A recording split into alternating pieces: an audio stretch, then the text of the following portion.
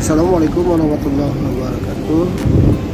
Bertemu lagi bersama Ferizy Channel.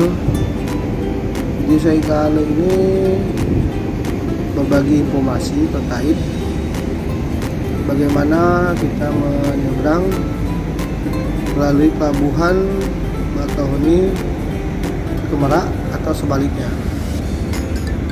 Informasi ini adalah sebelum kita masuk ke pelabuhan, terlebih dahulu kita memesan tiket masuk melalui aplikasi www.ferizy.com. Lalu kita ikuti saja langkah-langkah di sana.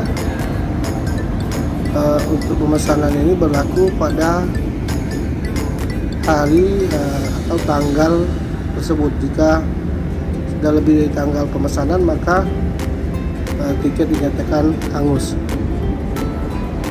Mungkin begitu yang dapat disampaikan dalam video ini, dan dapat kita lihat betapa seru dan asiknya menyeberang menggunakan feri menyeberangi Selat Sunda.